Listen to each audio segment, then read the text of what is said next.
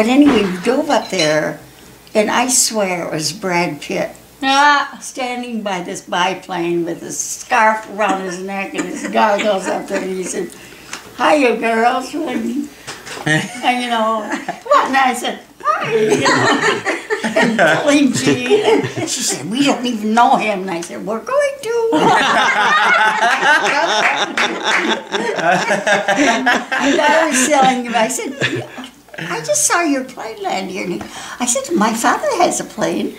And he said, "He does?" And he said, and I said, what are you doing here?" And he said, "Well, you know, Fenville's having the homecoming soon, and I thought I would try and find a field and take people for rides." They used to do that.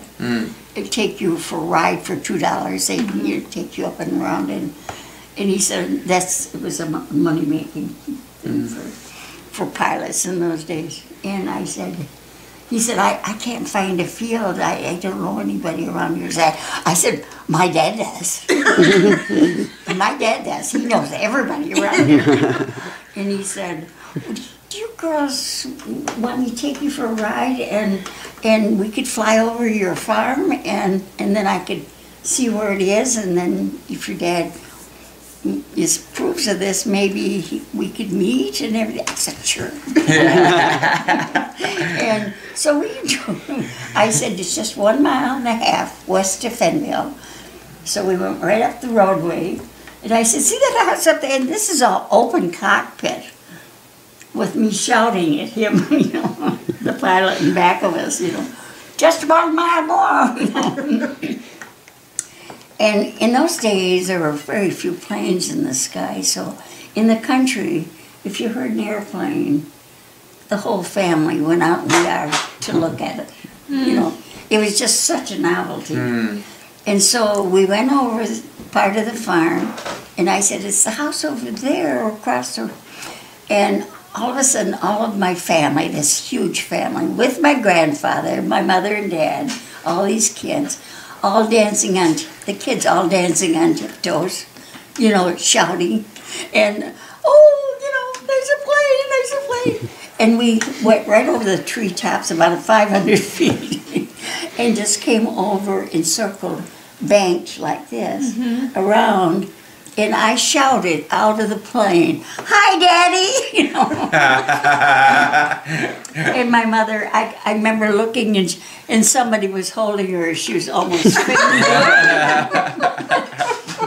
And so, you know, we went back, and, you know, this all developed, and Dad got him a place and everything. But that night, when I was so exhilarated and high and everything after this exciting experience, and I'd gotten my pajamas and my slippers on upstairs, and I knew Mother and Dad were still reading in the living room.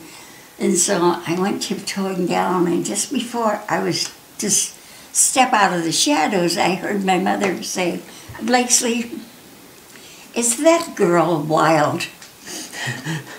And that was like calling your daughter a whore in those days. And he just kept reading the paper. She had been crocheting or something, and he made a little noise, and he said, "Oh, what did you say?" And she said, "Is that girl wild?" And he just quietly folded up the paper and tucked it under, and he said, "Muriel, she's not wild. She's adventurous, and she wants to find out about the world. Now, how could we stop that?" And Mother said, "Oh, I see what you mean." You know, she was agreeable. She wanted to believe it. You know?